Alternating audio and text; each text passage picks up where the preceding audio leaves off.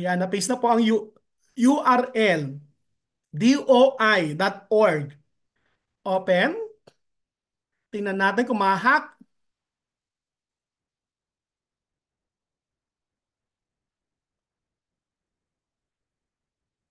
Wala.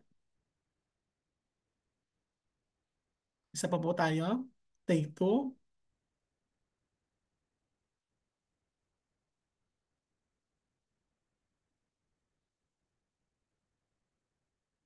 Teka lang, naikot ang aking ulit.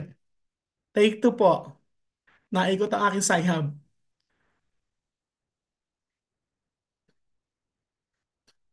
Wait lang po tayo. Kung makukuha niya. Opo, nabagal po aking internet. Try ko po mag-off cam para lumakas-lakas aking internet.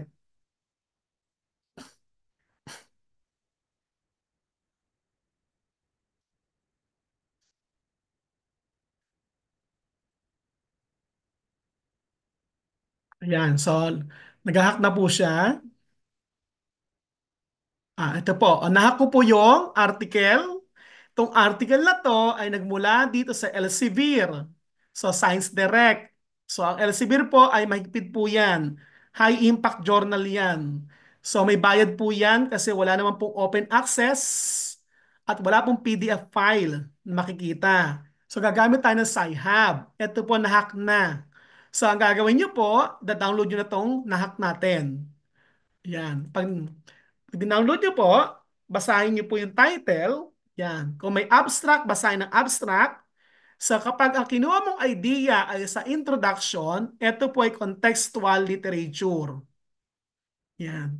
Sir, hindi ko kukopyahin ha. Paparaphrase po natin. At may proper citation. So contextual literature. Yan. So we can get ideas as long as related sa ating topic, variables, or construct. Pag lumayo-layo pa tayo, yan. Ito po si theoretical. Yan. So theoretical literature, telling about the theory, the framework, use. Yan. So theoretical tayo. Kukuha tayo ng literature. Ang theory to ay systematic multiple level observation of groups. Ayan, theory. So theoretical literature po yan. Tawag. Next po tayo. Banti pa tayo. Sir, kumuha ko ng related studies. Ayan. So example tayo ng studies. So ito po yung mga literature ha. Related literature. Ito na po yan. So yan po yung mga may citations. Ito po, citations. Hmm. Yan. So, related literature na po ang tawag dito. So, sa pinakadulo niya, may mga related studies na nilalagay. So, example, Atig and Frank 2018. Examine. Ito po ay related studies na. So, hindi po kokopyahin, paparaphrase o summarize, at lalagyan ng proper citation bago ilagay sa paper. Pag umabante pa tayo, yan, abante pa. So, methodological sa research methods makikita. So, ito ay walang methods, ito ay review. So, hanap pa po tayo sa iba. So, aside from Google Scholar, we can go to Eric. eric.gov.ph.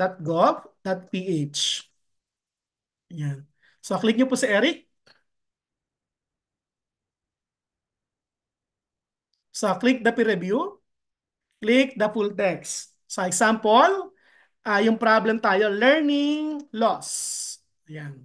Search, peer review, full text. Ayan. So, ito po yung mga learning loss articles. So, sa Eric, ito po yung kiklik, yung PDF, download full text. Ayan. So, naka-open po to, at ito open source, ang Eric. Ito po yung abstract o yung summary ng research nila. Babasahin niyo po to kung malalaman mo kung related o hindi. Pag related, pwede mong gamitin. Pag hindi, wag na. Hanap ng iba. So kapag kumuha ka ng literature sa introduction, ito po yung contextual literature. Yeah, contextual po yan ha. Nasa introduction. Yan.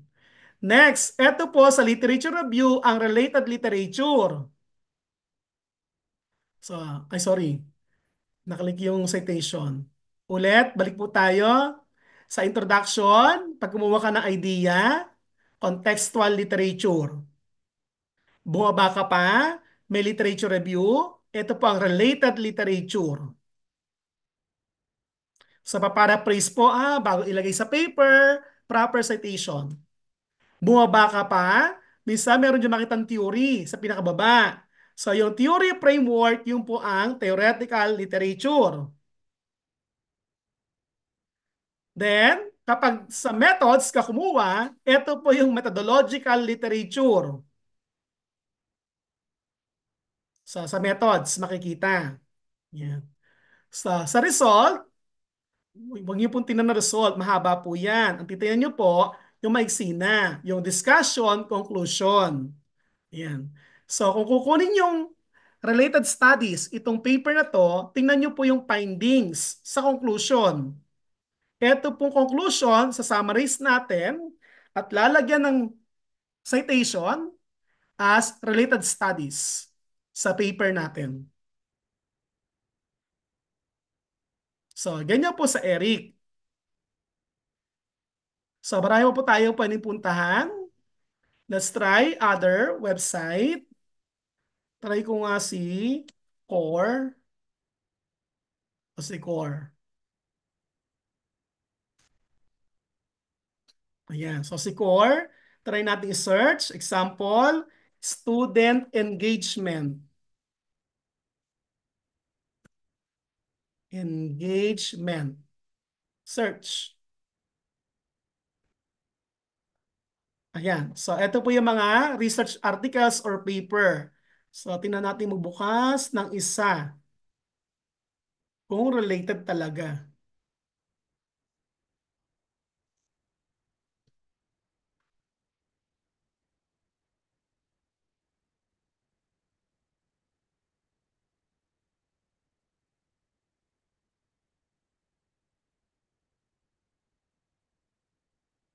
Naku, ayaw ni Core. So, kung ayaw ni Core, hanap po tayo sa iba. Let's try other. Jorn. J-U-R-N. Oh. Si Jorn ay isa din search engine. Yan.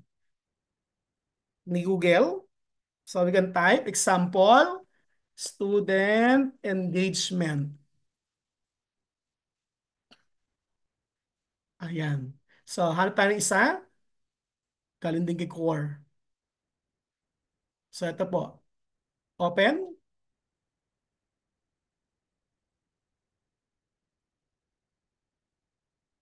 Ayan. So, ito po yung ating abstract. Basahin po natin ang abstract kung related o hindi. Pag related, saka natin tingnan yung kanyang paper. So, pwede na palang i-download. Try natin. Kung ma-download ko. Ayan. So, open access po siya. So, ang title ng paper ay The Lost Formulae to Inspiring Students. So, yun ang abstract. Ito yung kanyang introduction. Nandito ang contextual literature. Nandito ang related literature. Bababa ka pa. Hanapin mo yung theory na ginamit o framework. Yung theory of framework ang tinatawag na theoretical literature. Then, baba pa sa methods ang tinatawag na methodological literature.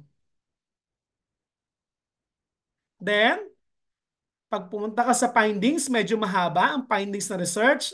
Doon ka lang sa discussion at conclusion magbabasa. Yung discussion conclusion, ito po yung interpretation ng result at generalization ng result. So, pwede nyo pong kunin as your related studies in summarized form with proper citation before putting on your paper. So marami po tayong mga search engine na pinakita ko kanina na pwede nyo pong pasukin isa-isa. Itong mga to. Malinaw po ba tayo sa pag-search sa internet?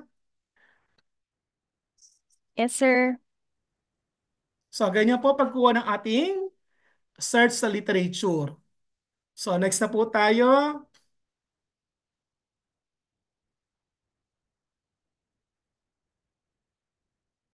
Shift muna ako sa sharing. Balik po tayo sa PowerPoint.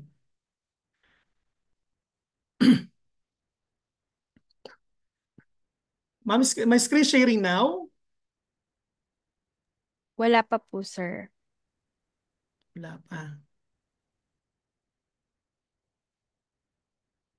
Eto ma'am. Ayan, sir. Okay na po. Yeah, thank you. So balik po tayo. So after searching literature, we need to read those literature. So yung literature ang mag-justify ng ating naiisip na solusyon sa problema. Yan. So ba naisip mo solusyon ay gamification. Anong sinasabi ng gamification sa problema? Makakasolve ba to? Yan. So the next is, after literature review, identify the research gap. So ito po yung mahalaga sa research. Dapat may gap ang lahat ng research. Ano ba yung research gap? Sige, Ma'am Rona, pakibasa nga po. Ma'am Rona. Hello po. Apo. A research gap is an under or unexplored area of a topic that requires further exploration.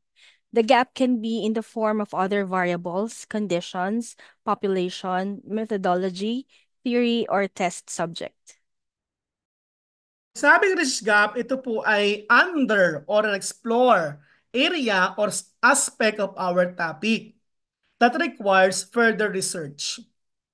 Pwede ang gap ay nasa variable. Halimbawa, kokonti pa lang ang research na gumagamit ng gamification. Kokonti pa lang ang research na gumagamit ng student engagement. O kaya condition. Kokonti pa lang ang research na gumagamit ng participants na estudyante ay matatalino. O kaya population. Kokonti pa lang ang research sa senior high school. Kokonti pa lang ang research ng gamification sa elementary. So, yun po yung population. Pwede po sa methodology. Kokonti pa lang or limited studies ang gumagawa ng research gamit ang research method na to. Halimbawa, ang method mo ay participatory action research. So, kokonti pa lang ang research about participatory action research na gamification. So, research ka po yun. Pwede naman sa theory. Kokonti pa lang ang research na gumagamit ng gantong theory. O wala pang theory gumagawa nito. Kami pa lang. O kaya test subject. Sa tao, sa bata, sa participants. Sir, kokonti pa lang o iilan pa lang ang research na ang participants ay grade 1 about gamification. So, yun po ang research gap. So, pag tayo nag-cite ng research gap, we need to cite source or references. May citation. Sa example tayo, Ma'am Maylene, pakibasa po ang aking example ng research gap. Many educational institutions throughout the world use differentiate instructions. However, little empirical research has yet to be conducted on how advanced secondary school teachers apply DI techniques effectively.